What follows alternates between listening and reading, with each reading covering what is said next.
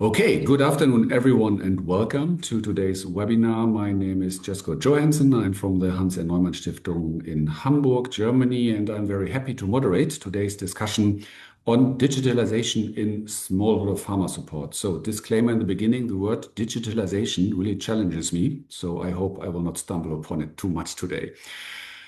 So, thank you all for joining us. We will spend the next roughly hour exploring a central question.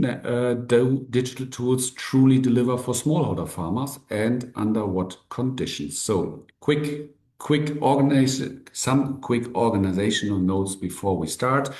There's a Q&A box in the bottom that you can use to post your question during the session. If they come up, I maybe try to post them directly or we collect them and share them in the discussion later.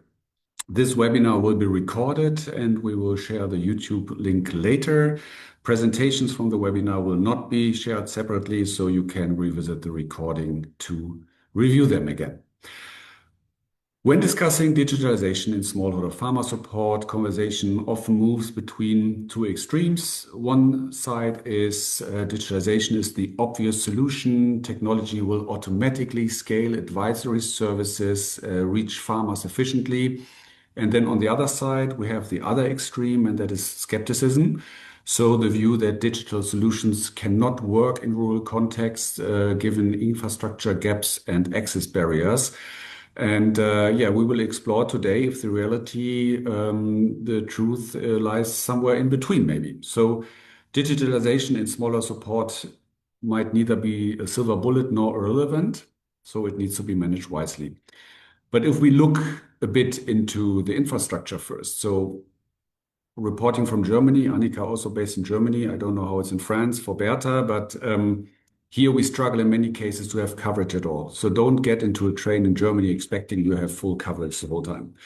At the same time, you can stand on a volcano top in the Democratic Republic of Congo and have full coverage, very good network. So in other regions where we, for example, work Brazil, if you leave urban areas, you might not have coverage at all. And I've been to a trip to Uganda recently, and I've been together with a youth group in a rural area, about 15 youth, mid-20s, and I asked them, how many of you have a smartphone?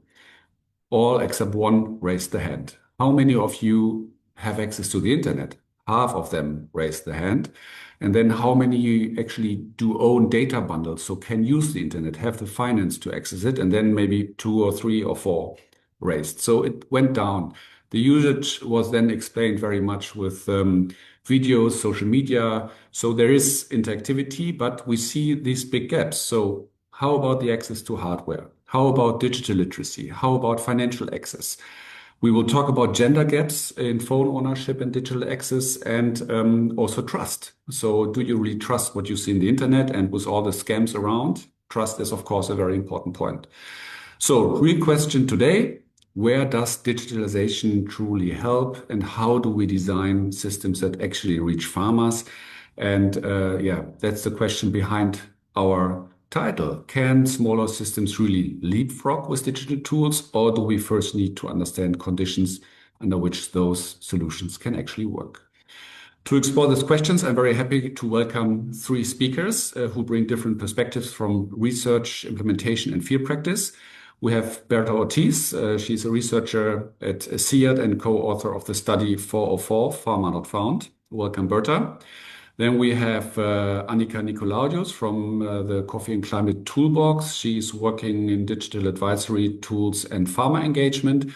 And we have Godfrey Wilgood from HNS Tanzania. He's bringing us the insights from real-world implementation in farmer support and landscape monitoring. Before we dive deeper, I would like to start with a short round with the 3. Maybe you can introduce you briefly what your area of work is, your responsibility, and very briefly share your perspective on one question. Digitalization in smallholder support, is it a no-brainer today or something we still need to carefully consider? So we have to do it or we have to think before we do it. Berta, you would like to start? Sure, thank you. Thank you for the introduction. Yeah, my name is Berta Ortiz. I work for the Alliance Biodiversity and SEAT. I am a human-centered design expert. So that means that I help teams to design tools that are actually meaningful for users and that ideally solve real problems. And yeah, to your question, I think we need to still carefully consider how we do it. And I think there is a lot around pushing everything to farmers. And I think we need to still look at the wider ecosystem. Okay, thank you. We will come back to you and you dive deeper into that. And I think with AI giving us everything has to be artificial intelligence today, it's putting even more pressure. So let's see how we come into that. Annika, how about you? Yeah, thank you. Yes, go. I'm working with the Initiative for Coffee and Climate, and I've been working with the CNC Toolbox for the past 3 years.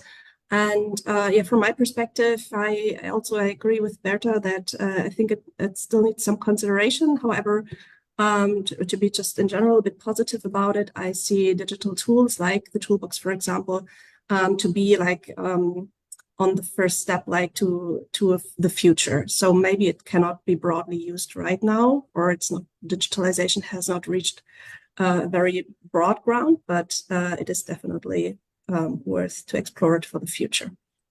Okay, thank you. And Godfrey. Yeah, thank you, Jesco. Yeah, once again, I'm Godfrey Wilgood. I'm working with HRNS, Hans Aran Human Stiftung, here in Tanzania. And referring to your question, also I will agree with the previous speakers, but again, I will say digitalization is very powerful and is helping us to understand the performance, where the performance and where is declining. So I would say we really need to consider that. Okay, so we will come back to you also to see how digitalization not only helps in smallholder support, but also institutional. Before we dive into the discussion, you prepared short presentations, each of you a couple of minutes to understand your background. And here I would like again to start with what we know about the facts on the ground. Berta co-authored the study Arrow 404, Farmer Not Found. I really like the title. And looking at why agricultural information services must consider how smallholders use their phones. So the study explores why many digital agricultural services struggle to effectively reach farmers, even though mobile phones are now widely available. And so, Berta, you will give us a short overview of the study and its key results. We will pull up your presentation, and then we can get started. All right, thank you. Thank you very much. So it's still loading. Here we are. So yeah, I would like to talk about this document that we developed a couple of years ago, drawing from experiences from our colleagues within the CIR. Can you move to the next slide? Thank you. Next? Yeah, here. Okay, now. Yeah, so first I would like to give a bit of background where this work is coming from. So the starting point was all the discussion around the topic of adoption of digital services. And I thought we were seeing that mobile phones are now widely spread and nearly every farmer has access to one. The adoption of mobile phone-based services remains pretty low. So we were wondering why is it so challenging to effectively reach farmers through their phones? So in an attempt to answer these questions, we gathered insights from 15 of our colleagues working in 12 projects in 10 different countries. So the experience on the ground of these researchers allow us to map 3 main categories of behavioral challenges that mobile-based services were facing. Next.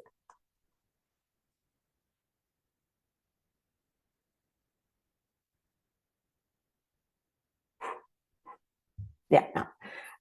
So yeah, the 3 main categories we identified was the 3 you can see here. The first one is why does information not reach farmers? And actually most of the barriers we have identified fall under this category, which encompasses barriers preventing farmers from interacting with the service altogether. So for instance, farmers may be reluctant to pick up calls or read SMS from unknown contacts, or they may not be able to receive target advice due to phone sharing habits or frequent SIM card changes.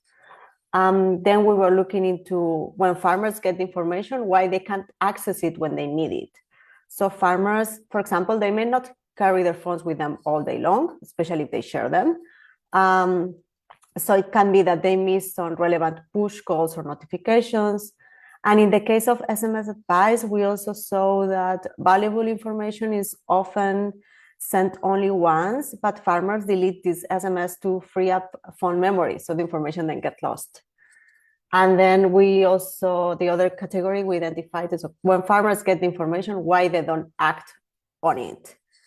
And one very basic reason is that farmers may not understand the information provided. So for example, if a message includes the active ingredients of a fertilizer rather than a recognizable commercial name, they may not be able to act on that recommendation. Next. So yeah, when we gather all this insight, we started thinking about what we could do to overcome them. So some of the recommendations and strategies we advise in the working paper are, for example, in-depth user research. So it can help identifying existing behavioral barriers in the target population. So for example, if we find that farmers struggle with SMS-based services, it may be worth exploring alternative channels. Also diversifying the user experience. So not all channels suit all users, and it's important to consider a multi-channel approach. Think about weather forecasts, how they are shared, right? They are available on TV, newspapers, or in your phone. Also continuous iteration. So it's crucial to improve a product post-launch. So you need to gather frequent user feedback and make improvements over time. Also to think about integrating non-digital last mile delivery. So while we are focusing on digital services, it's essential to recognize where digital solutions may not be practical. So when it comes to information that affects livelihoods, some people may not trust mobile phones and may need someone they know and trust to share this information with them. Next. So yeah, to wrap up, while mobile phones. I think that we're all, or? Yeah, I sent you an update of the presentation earlier. Sorry. But yeah, I will share the link to the document on the chat. But yeah, I wanted to say that while mobile phone access among farmers is nearly universal, actually engagement with services is still low. And by identifying these behavioral barriers and exploring ways to address them, we hope to pave the way to a more efficient digital solutions that truly serve the needs of farmers. So our findings serves as a reminder that behind each technical tool, there are people with unique challenges and preferences. Perfect. Thank you very much. And I think it's already a good insight that this thesis, okay, internet is there, we have to use it, is too easy said. And that's bringing me over to Annika, because if farmers interact with technology in diverse and sometimes unexpected ways, these tools also need to be designed very carefully. So it brings us to the implementation experience and Annika's perspective, how to design a tool that works in practice. Maybe we also don't have the silver bullet here, but Annika, maybe you can talk about the work with the CNC toolbox that tries to at least acknowledge some of these points that Berta raised. Yeah, thank you, Jesko, again for the introduction and also the opportunity to share our learnings here with the sector. First of all, here, I wanted to share with you the access to the CNC Toolbox. The CNC Toolbox is a service created and provided by the Initiative for Coffee and Climate, and it is available on the Android Play Store and also on the web browser. So you find it under toolbox.coffee or scanning this QR code here. Later on, I will show this slide again so that you can get access to the tool. The CNC Toolbox is a platform that provides climate-smart agronomic and household practices for coffee farming families, as well as training materials for extension officers. So when you see here in brackets already tools, like when I talk about tools, I mean climate smart practices. This is sometimes a bit confusing because it is a digital tool. The CNC Toolbox is a digital tool, but it also contains tools as the toolbox. So The toolbox was launched as an interactive web app in 2024, like 1.5 years ago. It has already been existing as a web page for several years before, also hosted by Coffee and Climate. But that web page was more static, giving reports of trials or studies, and was more directed to agronomists or extension officers. So when we decided to relaunch the toolbox, we really thought from scratch what would be needed.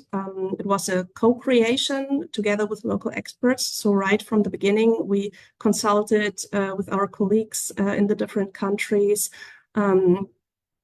and looked what would be, which features would be required for such an app, which contents would be needed, etc. So this web app that exists now since 2024 is accessible all around the world. It is free of charge, and it works online and offline. That means that the contents, the tools, as I said, can be downloaded in areas where the farmers or the user has Wi-Fi or data available or network available, and then can be reviewed in offline areas. It can be used on smartphone, tablet, or desktop, which makes it very versatile. And we are currently using an IP-based geolocation. So that means when you enter the toolbox, you're automatically located through your device. Currently, we have content for Central America, which is Guatemala and Honduras, Brazil, Ethiopia, Uganda, Tanzania, and Indonesia. And we are currently working on extending the scope of the contents provided to other coffee growing regions, also collaboration with different partners, partner organizations. And so currently it is, we have also allocated other countries to the regions that already exist. So when you're outside one of these countries, but in the coffee growing regions, then you will be allocated to a region that is similar in terms of the coffee production system. And however, when where you're located in the United States or Europe, we have set Brazil as the default region. So you will be automatically located there. And then you can go to the settings and choose your region that you want to know more about. This is important or relevant because we have local specific content. So as I said, we are working very closely with local experts, people on the ground, and we are also creating the content like that. So that means that all the versions from one tool, that might be, for example, cover crops, which are very similar in all the regions, the general idea, but in the different regions and countries, you have different species or plant species that serve as cover crops, for example. Also, some tools or climate smart practices might be necessary or available in some countries and in others not. The content is available in the major local languages, which is for Latin America, it's Spanish and Portuguese, it's Amharic and Oromo for Ethiopia, it's Swahili and Luganda for Tanzania and Uganda, and Bahasa Indonesia so far, and we are still working on expanding it to other languages. And the tools that are directed to the farmers, like the description of the climate smart practices, follows a recipe structure with text, like which materials are required, which steps need to be conducted to implement the tool. And it also comes with a video, and the video is designed as a drawn explainer video that shall overcome literacy barriers, so that also people can use the toolbox who reading might cause some difficulties, and also to have a universal depiction of how to conduct the tool or implement the tool. So as I said, we have content for farmers and also for extensionists. So for the farmers, we have this recipe structure, and we started with the idea that farmers might access the toolbox with a certain challenge or issue that they might have regarding climate change. So they might have problems with their soil, with water availability, with the plant cultivation. And then it's getting more detailed when they enter this so-called tool finder. And the tool finder asks then, like, you can specify, for example, you have certain pest or disease that you have problems with, or your soil is eroding, your water is scarce, something like that. And then you get a list of recommended tools that might help to solve this problem. On the other hand, this area that is directed more to extensionists, of course, these tools are also used by extensionists, but this trainer section is really dedicated to trainers or agronomists who support farmers. And it gives them guidance and templates and materials that they can use to support farmers in making their farms more climate resilient. It is following the 5-step approach that is developed by the Initiative for Coffee and Climate. So yeah, that brings me again to the slide where you, if you like, you can access the toolbox. To benefit from the full content of the toolbox, it is advisable to create an account. You can do that through your Google or Apple account, and also go to the settings and allow all notifications. Like that, you will always stay up to date. Okay, thank you very much, Annika. So I'm looking a bit at the time, and we still want to hear from Godfrey, of course, as well, because we are talking also about tools that so far with Berta and Annika, we spoke about tools that are addressing farmers directly, but also organizations can be using these tools. And Godfrey will show us some of the tools that they are working with in Tanzania. Actually, I see we are both in Tanzania, so I have the Kili behind me. So we are neighbors, so to say, for digital neighbors. So maybe you can give us a quick overview on the tools that you are using in Tanzania. Yeah, thank you, Jesco. Yeah, I'll also be happy to share our experience on the tools that we are using here in Tanzania, both the tools that we are using for project implementation, but also for monitoring of the performance of our farmers. So we have quite a number of tools that we're using. We are using the farm tree tool. I will explain it more in the next slide. So actually, we are using the farm tree tool. This is a tool that offers a range of services that can help us understand and report on various KPIs to monitor, the performance of the farms. So basically, this is a software-based module that is used to design agroforest system, and it combines specific farmers, plots, climate, soil, and species data into scenarios. And actually, it can be used to generate projection for a period desired time. And ideally, this tool is tailor-made database, which with the specific inputs and relevant to region, I will say. So it can be calibrated locally and upon request by the user. So within HRNS, we are actually using this tool to measure quite a number of indicators, as you can see. So we can actually see the ecological indicator, and with this indicator, we have things that we can measure, like the plot cover by species, the biodiversity, the water balance within the soil, the NPK stock, but also the soil erosion and the growth limitation factor.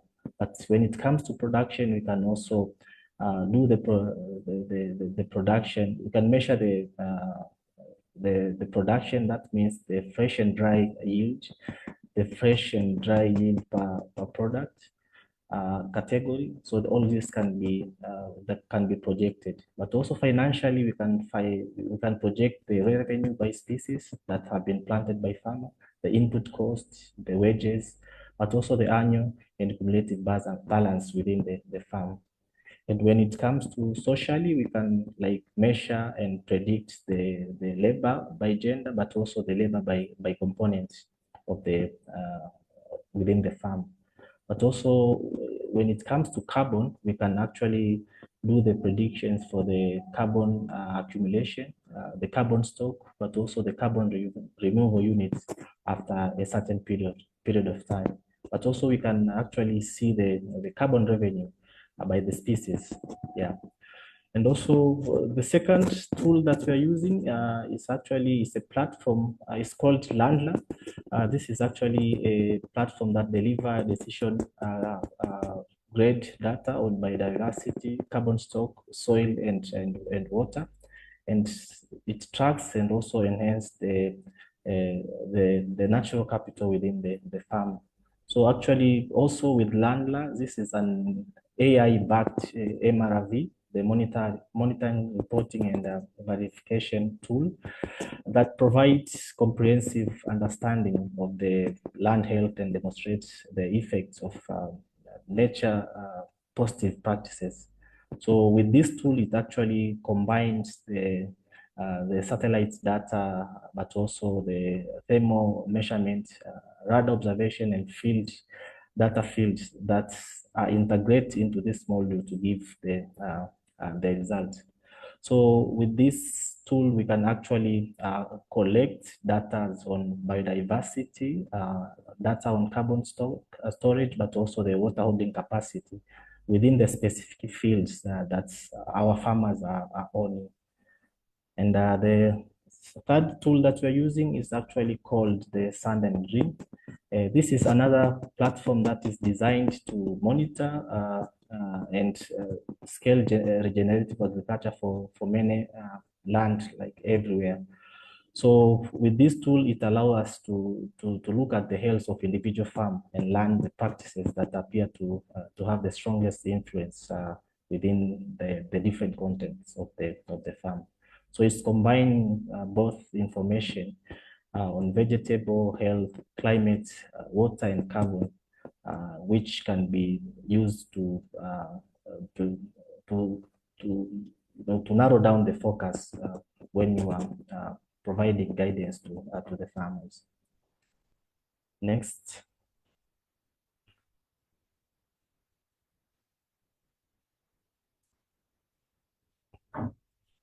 Yeah.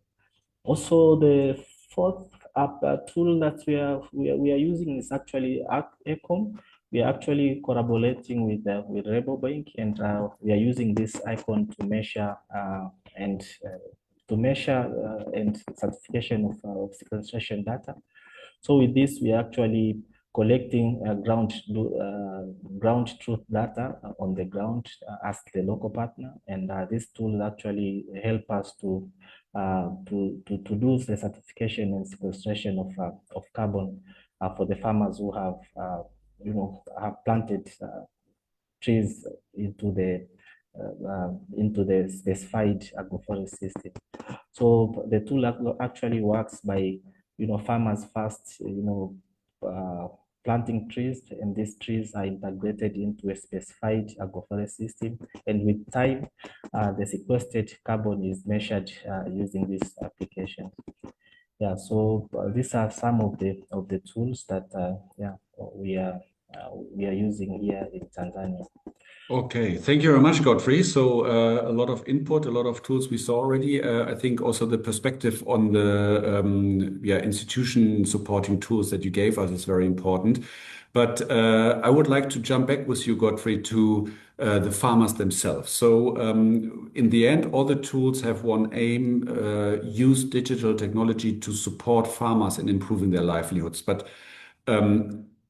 if you, in your everyday work with farmer families in Tanzania, what would you say, what type of digital support do they value most? So what sort of support is reaching them? Yeah, I will say with the farmers, what they value most is the digital support that provide clear and actionable advice to them, so they can really understand what is advised within the digital tools. But also, I will say farmers value the most the digital tools that give solutions that improve their yields. So the tools that relate to their current situations, these are the tools that farmers really value them. Like, for example, what Annika was talking about, the CNC toolbox. You can see already this is practically, and it shows farmers practical how the tool can help them integrate the climate smart practices into their real field situation. But also, farmers really want to see something which is visible. So they want to see once they apply a certain digital tool, it's directly have an influence on in terms of productivity and resilience to what they're producing. Yeah. But Annika, now that Godfrey referred back to you, so would you rate the toolbox like a hybrid model between the digital tools and extension agents so that they can bring results both digitally, but maybe also still analog? Yeah, I think absolutely. I mean, we have these both parts or threads of the toolbox that is directed to the farmers and to the extension officers. So I think in general, extension services are crucial. So it is totally necessary, or in the ideal environment, farmers have this support. However, if extension services are not available, I think it is good we try to reach farmers also beyond these services. So ideally, we try to provide the content in a way that they are understandable and implementable by the farmers themselves alone. However, there are also a bit more complicated tools or where you require soil analysis and deduct results from it. Then it is always helpful to have the experience of agronomists there. At the same time, of course, in interventions, the toolbox is meant to be also to support as an exit strategy, so that farmers get acquainted with the toolbox and then still have something to hold on to or to receive information in the future. And yeah, of course, trainers, I mean, they are also supported with the trainer section, ideally. But we heard now Godfrey said they want practical solutions. Okay, Annika is offering like tools to be read through, but also videos. You talked about 18 behavioral barriers, and you also said voice over text. So how do we actually, what do you think, what would be a solution to use the technology we have, but also the barriers you described to really reach these farmers? So what barriers are most frequently overlooked? Well, we found a number of barriers. All behavioral, I have to say also our study, it's kind of coming from experience on the field, which maybe sometimes are anecdotal.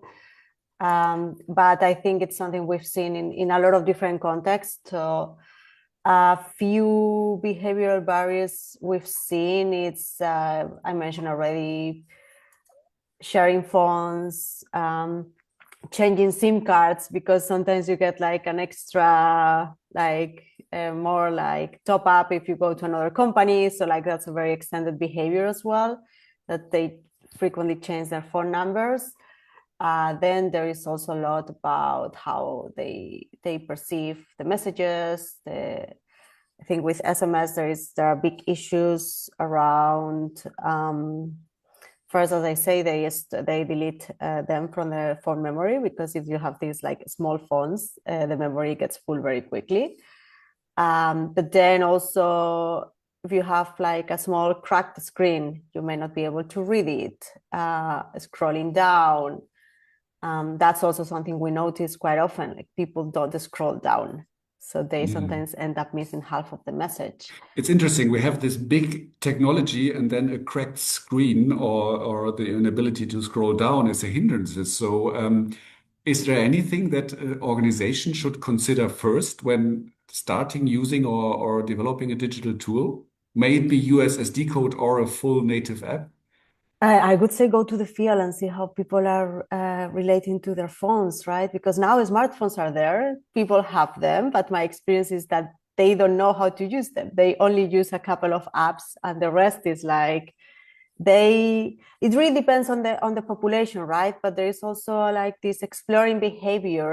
Not everybody has it, right? Sometimes if you have something very expensive with your hands, you're scared you're going to break it if you touch something you don't fully understand. So I would say just go to the field and understand how people are using digital tools. And also sometimes something we also think it's worth to consider, it's maybe it's not the farmer itself, but there is like the young kid that knows how to use these tools, and this young kid maybe can help 5 farmers. Do we talk about a lost generation? Maybe we have to build on the young generation, I don't know, let's say below 30, and focus on them. Godfrey, what do you think? Yeah, I think focusing on the young generation, that is key. Looking at our experience here in Tanzania, we have seen like most of the young people have like smartphone, and it's easier for them to use to use this tool. So I would say focusing on the young generation, that's key on the use of these tools. But also I will say looking at what I've said earlier, designing tools that are practical farmers can use, and tools that make sense to farmers. If they are searching for certain tools, they can easily find a solution to their problems. I think by doing that, it will really accelerate the use of these tools. Brings me also to a question we got from the audience. I don't know, Annika or Godfrey, who could answer it better. So about research to understand which problems farmers want to solve. So Godfrey, you already talked about harvest numbers, but Annika, how much research do you do? So how do you understand the problems the farmers want to solve? Well, it starts with like content-wise and feature-wise, we work very closely with locals, so that is very different in all regions. So, I mean, one example might be, first of all, we are doing trials constantly. So since the launch, we have done several trials in all the regions and trying to improve the platform according to the feedback that we get. And one thing where we were not sure about was the amount of text, for example.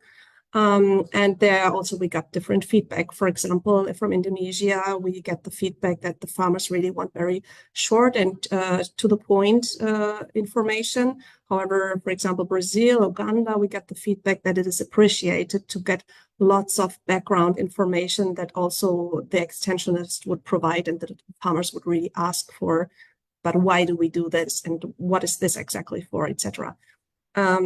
So I think the most important point here is to just stay in contact with the farmers, the people who work with the farmers, and adjust the systems according to that. Thank you. And there's one question also coming from the audience, and it's a topic we also had on the list to discuss, and that's the gender gap or the access. So Berta already said that phones are maybe shared within the family. I don't know, Berta, Godfrey, maybe both of you can answer on that question. How do you see the gender gap? Or we start with Berta. Did you see any relevance on gender usage of phones, or if women maybe use it different than men? Yeah, I would say in terms of access, now it's more and more common that everybody has their phone. I think sharing is less of a common practice. But yeah, I did notice that women feel different than male. They are more scared of maybe being a scam or threatened. They feel more insecure with their phones than males. And then we could say maybe there is a little bit of a literacy gap, but I think it's also getting less and less in that regard. But I think perceptions and cultural values are still different from male and female. Godfrey, do you have any experience from the field? Is phones a male business, or are women also included? Or do you maybe work on that as well? Yeah, so with our field experiences here, yes, we have seen gender gaps when it comes to the use of smartphones and phones in general by women. So we have seen like less women who own the smartphones. but also we have seen like lower participation in digital farming by women. So they look it as, you know, too technical, and it's something that can be done by men. So by that, you know, it limits their participation in digital farming. So yes, we have seen like digital gaps when it comes to the use of tools. Do we have ideas how to overcome them? Yes, so actually we are really encouraging, and as part of our trainings, we are also training, you know, the households, which also include the women, on how to use the tools that we're using. For example, currently we have been involving women on the use of the CNC toolbox, and we could see, because it's a step-by-step tool that anyone can use, and by doing that, it's actually you know, breaking that gap that women have when it comes to the technicality of how to use this tool. So basically, that's what we're doing there. Maybe human interaction is important. Annika, you already talked a bit about the role of extensionists, but what do you think? Where does the toolbox need to be combined with human interaction to maybe also overcome those gaps? So do extensionists use it to bridge the gap, or how is this connectivity between digital and human services? Yeah, first of all, maybe to add something to the topic before, like what we learned from our trial in Ethiopia was that there's basically two sides of one coin with the gender availability or perspective, that women, on the one hand, they often, at least in Ethiopia, have less access to smartphones, since there's often only one smartphone per family, so they cannot use it whenever they want.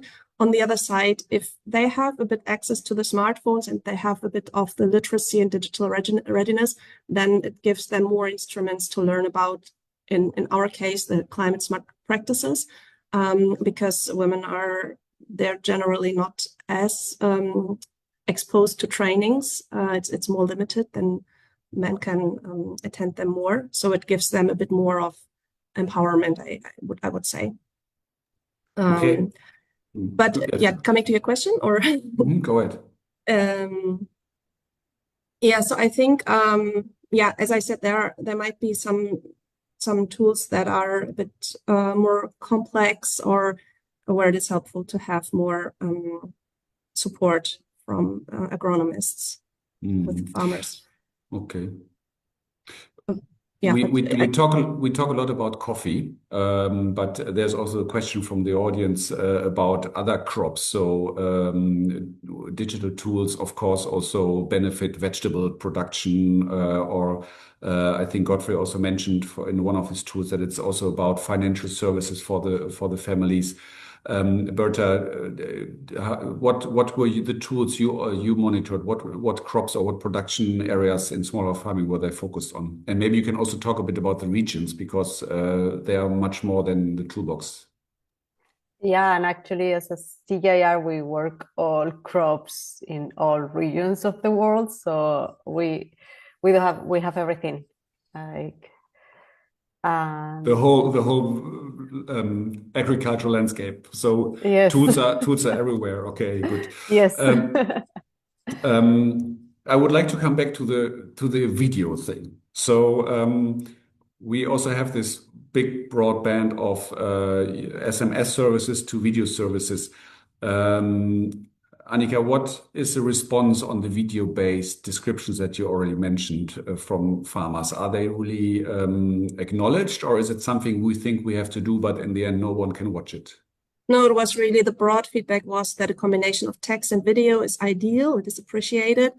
Something that needs to be considered is the data that videos might cost. So we are trying to provide the videos in a very low data, like that they don't need too much data.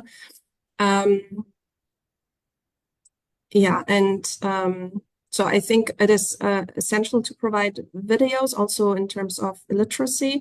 And we decided on these explainer videos that depict the practices like in a very universal, global way. so everybody identifies with it.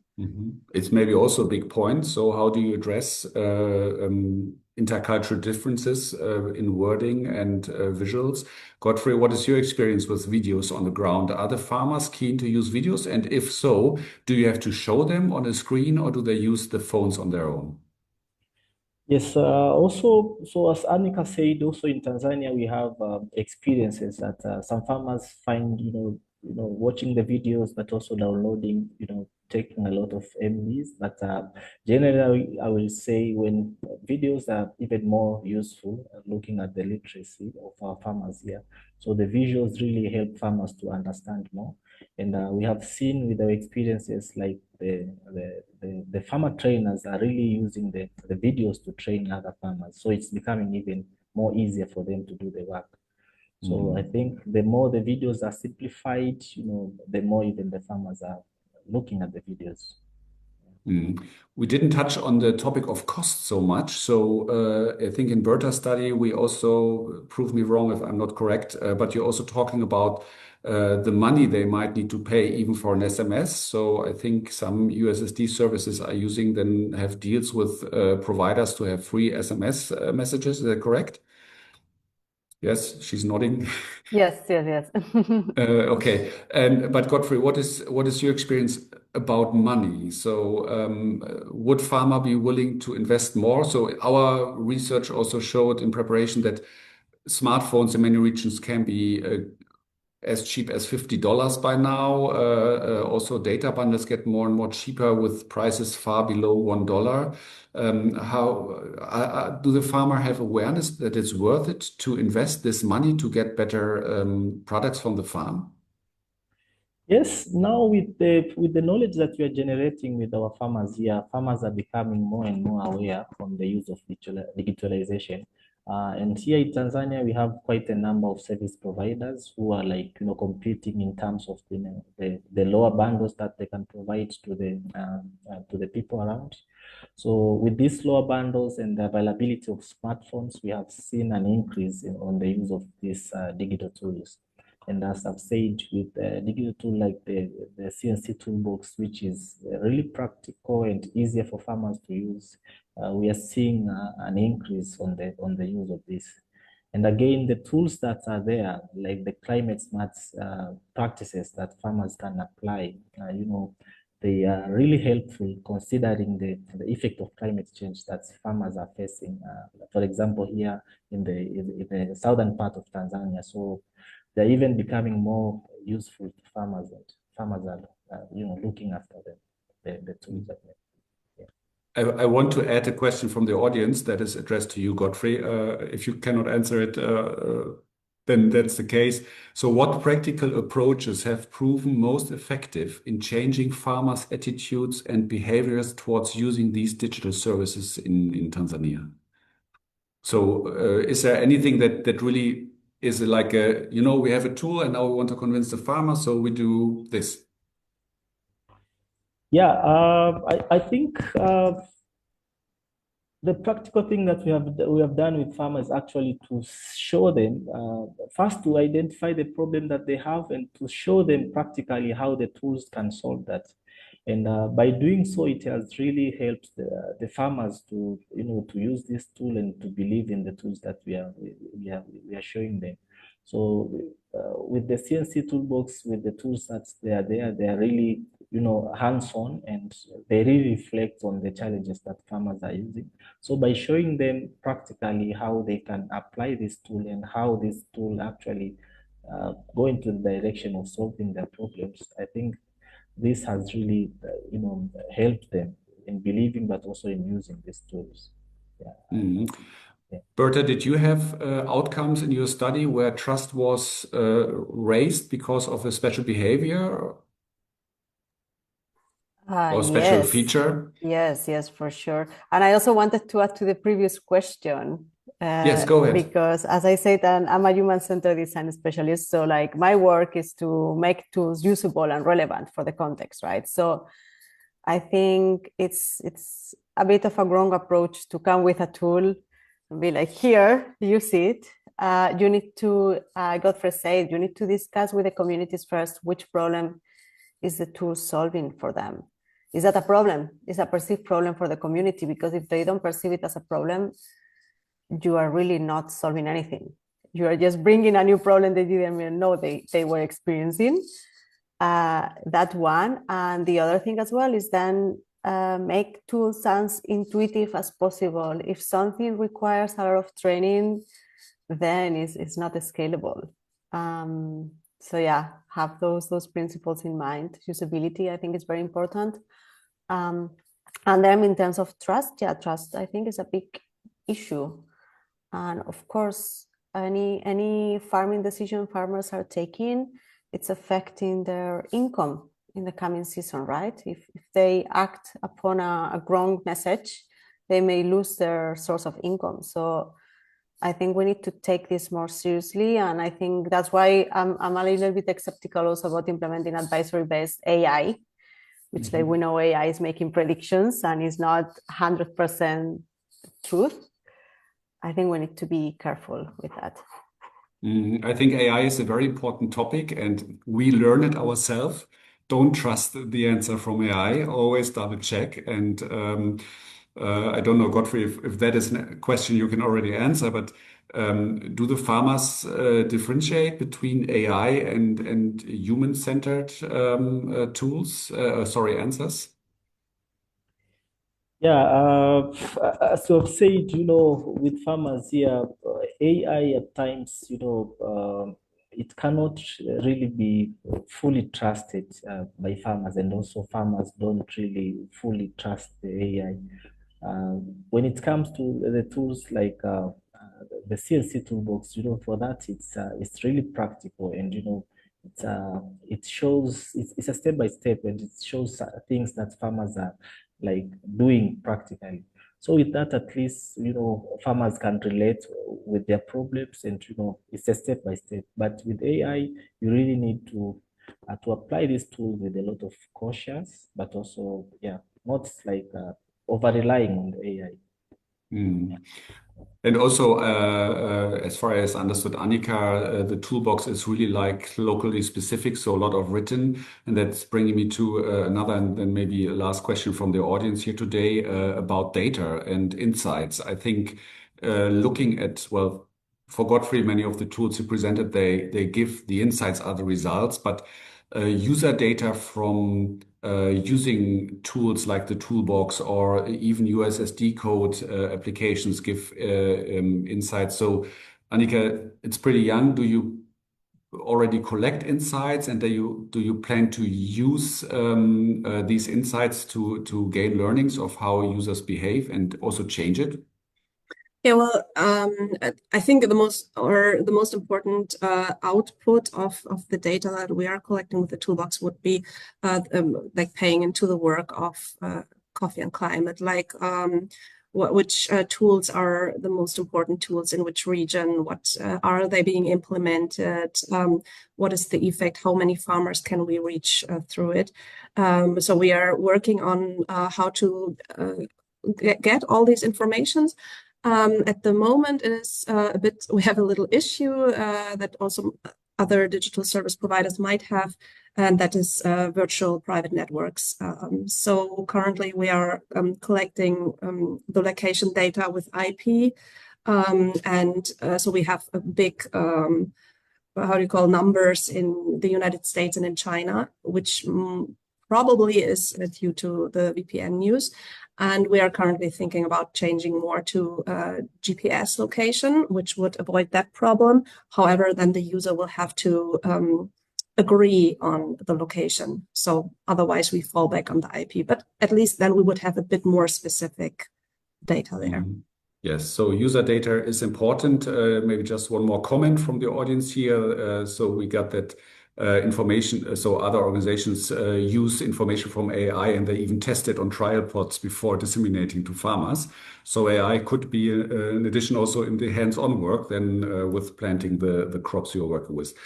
I think it's a really important bridge we've made here. So trying to bridge the leap. And what stands out for me is that all of you spoke a lot about the humans themselves, to understand what farmers need and not to put digitalization as the yeah, as we mentioned in the beginning, silver bullet, it only works if we understand the realities on the ground and do proper research before we build something. And then, as we just said in the end, also learn and understand how to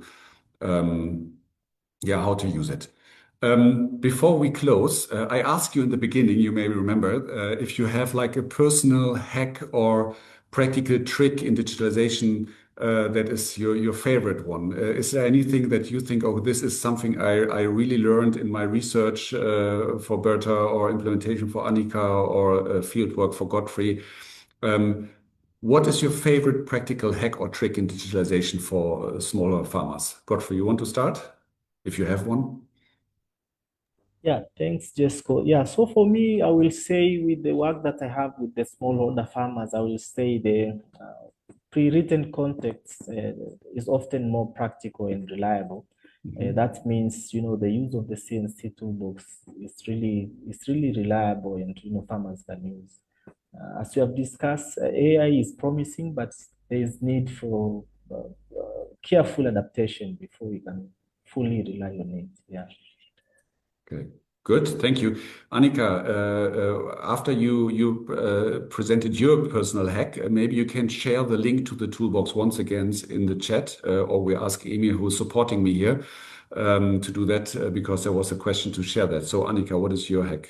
Well, maybe it's not really a hack, but rather a pitfall to watch out for, because something that we encountered on very different levels was that the way the audience actually uses a digital instrument might be very different from how they were assumed to use it, or we try to create it that way. So I think this is something. So an example would be like how to search for a tool, or how to use the settings, or we found out that the audience is just skipping steps and goes to a different region or language. So this, I think, needs to be taken into consideration, first of all, when designing a service, and also these assumptions must continuously be checked against the reality, also after the introduction of the service. Yes, brings us back to the research we talked about so much. Start with the people before developing the technology. So maybe you or Amy, you can share the toolbox links once again in the chat. Berta? Yeah, for me, it's first of all, go to the ground whenever you can. That's the best you can do. And then test everything, test it a million times. Every time you release something new, make sure, because what Annika said is it's what happens. People use your tools in different ways that you imagine, and people understand your wording in different ways that what you had in mind, right? So it's very important to test always. Yes, I think for me, we draw a very interesting and broad picture. So thank you very much to our speakers, Annika, Berta, Godfrey. You brought in a lot of expertise, and thank you very much to the audience. Really nice contributions. We had many more questions in the chat box, but also actually not only questions, contributions to the discussion. So it's a topic that is really important. So we hope, however, that today's session helped to clarify a bit where digitalization truly delivers for smallholders, and where careful design and realistic expectations are needed. So thank you very much. If you want, please subscribe to the HNS newsletter. We are planning some more events this year, discussing important topics along smallholder agriculture. And until then, thank you very much again to my three speakers today, and thank you to the audience. I wish you a great rest of the day, and thank you very much. Goodbye. Thank you. Bye. Thank you.